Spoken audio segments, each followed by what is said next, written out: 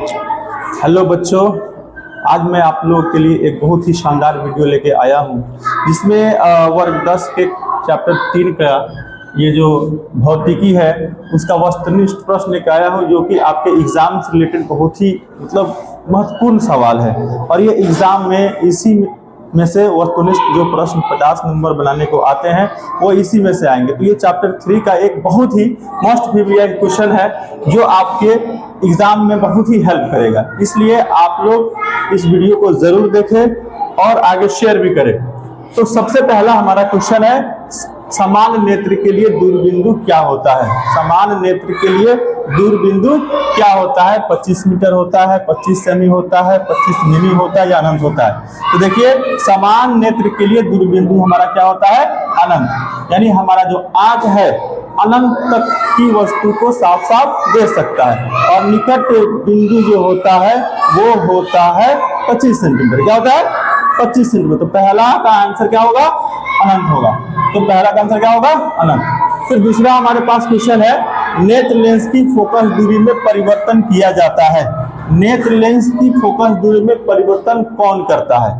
हमारा जो आंख का नेत्र लेंस है उसके फोकस दूरी में परिवर्तन कौन करता है? तो इसका आंसर होगा सिलेरी मास्पेशिया। सिलेरी मास्पेशिया ही है जो हमारे नेत्र लेंस को पतला और मोटा करता है, जिससे कि हमारा फोकस दूरी घटता है और बढ़ता है। तीसरा क्वेश्चन है, स्पेक्ट्रम में किस रंग के किरण का झुकाव अधिक होता है? स्पेक्ट्रम में जो 7 रंग होते हैं, स्पेक्ट्रम में कितने रंग होते हैं? 7 रंग होते हैं। उसमें सबसे ज्यादा झुकाव किस रंग का होता है? तो बैगनी रंग का। किसका होता है? बैगनी रंग का। अगर सबसे कम होता है तो क्या लिखते हैं? लाल लिखते हैं। सबसे कम, सबसे स्पेक्ट्रम में सबसे ऊपर क्या कौन सा रंग होता है? लाल रंग, यानी उसका सबसे कम झुकाव होता है, और सबसे नीचे होता है बैगनी रंग। फिर अगला क्वेश्चन है, स्पेक्ट्रम प्राप्त करने के लिए किसका उपयोग किया जाता है? कांच की सिल्ली का, या अवतल दर्पण का, या उत्तल लेंस का, या प्रिज्म का? इसका आंसर कौन होगा? प्रिज्म होगा। स्पेक्ट्रम प्राप्त करने के लिए प्रिज्म का उपयोग किया जाता है। ठीक है।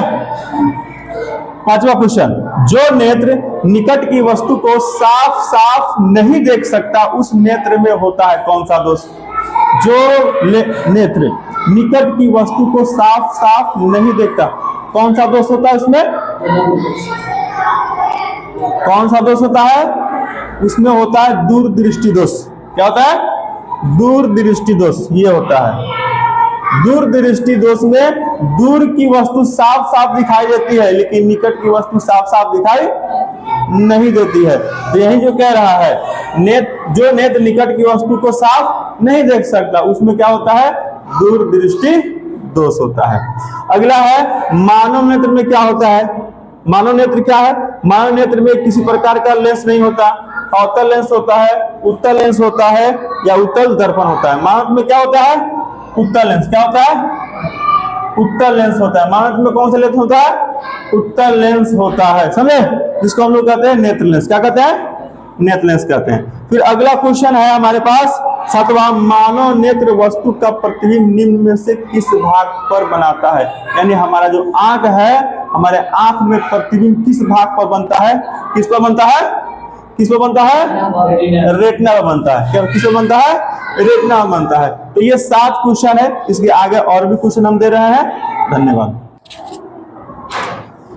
अगला क्वेश्चन है, सब कोई ध्यान देंगे, समान नेत्र के लिए रेटिना पर बनने वाला प्रतिबिंब होता है आभासी और सीधा, वास्तविक और सीधा, वास्तविक और उल्टा, आभासी और उल्टा।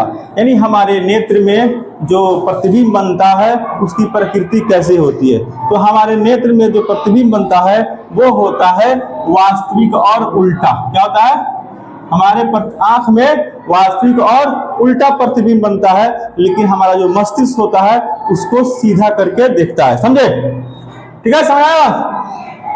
आगे क्वेश्चन है, टिंडल प्रभाव प्रकाश की कौन सी घटना को दर्शाता है? टिंडल प्रभाव में प्रकाश का कौन सा घटना होता है? प्रकाश का परावर्तन होता है, प्रकाश का अपवर्तन होता है, या वर्ण विक्षेपण होता है, या प्रकाश का प्रकीर्णन होता है? इसमें क्या होता है? प्रकाश का प्रकीर्णन। प्रकाश का प्रकीर्णन होता है। प्रकाश का क्या होता है? प्रकीर्णन होता है। ठीक है, तो इस पर ध्यान दीजिएगा, ये बहुत ही इंपॉर्टेंट क्वेश्चन है एग्जाम से रिलेटेड। जो मानव नेत्र का जो वस्तुनिष्ठ प्रश्न है, मानव नेत्र में से जो भी वस्तुनिष्ठ प्रश्न आएंगे इसी क्वेश्चन से आएंगे, इसके अलावा कुछ नहीं आएगा। इसलिए आप लोग इस पर जरूर ध्यान दें, इसको याद रखें, और जो वीडियो देख रहे हैं उसको क्या करें, वो स्क्रीनशॉट ले ले। क्या कर ले? स्क्रीनशॉट लेकर के उसको नोट कर ले। फिर अगला क्वेश्चन है 10वां नंबर क्वेश्चन कि दूरदृष्टि दोष वाले आंख साफ साफ देख सकता है, यानी हम जिस नेत्र में दूरदृष्टि होता है, दूरदृष्टि दोष होता है, वो दूर की वस्तु को साफ साफ देखेगा या नजदीक की वस्तु को साफ साफ देखेगा। जिस व्यक्ति के दूरदृष्टि दोष होता है वो दूर की वस्तु को साफ साफ देखता है। किसको? दूर की वस्तु को साफ साफ दिखेगा, निकट की वस्तु को उसको साफ साफ दिखाई नहीं देगा। फिर अगला क्वेश्चन है समान आंख के लिए स्पर्श दृष्टि की न्यूनतम दूरी, यानी सबसे कम दूरी क्या होती है? 25 सेंटीमीटर। क्या होता है? 25 सेंटीमीटर। और अधिकतम दूरी होती है अनंत। ये सही आंख के लिए, समान आंख के लिए है। 12वां क्वेश्चन, किस दृष्टि दोष के निवारण के लिए अवतल लेंस का प्रयोग किया जाता है? किस दृष्टि दोष के उपचार के लिए, निवारण के लिए हम अवतल लेंस का प्रयोग करते हैं? तो इस पर ध्यान रखिएगा। थोड़ा सा मैं एक चीज बताता हूं, जैसे कि ये अवतल लेंस है, ठीक है। अवतल के ये बीच की जो दूरी होती है वो निकट होती है। क्या होती है? निकट होती है। और ये होती है अवतल, ये इसकी जो बीच की दूरी होती है वो क्या होती है? दूर होती है। तो इसी ट्रिक से इसको याद रखेंगे कि कहाँ गया, किस दृष्टि अवतल लेंस का उपयोग, अवतल लेंस का प्रयोग किस दृष्टि दोष में किया जाता है? तो निकट दृष्टि दोष में। किसमें? निकट दृष्टि दोष में। कहाँ गया जी? निकट दृष्टि दोष, ये वाला बी वाला, निकट दृष्टि दोष में इसका व्यवहार किया जाता है अवतल लेंस का। अगला क्वेश्चन, दूरदृष्टि दोष वाले मनुष्य के चश्मे में होता है कौन सा? दूरदृष्टि दोष में कौन होता है? उत्तल लेंस। कौन सा लेंस? उत्तल लेंस होता है। कौन सा लेंस? उत्तल लेंस होता है। 14वां क्वेश्चन, जरा दृष्टि दोष को दूर करने के लिए काम में लाया जाता है।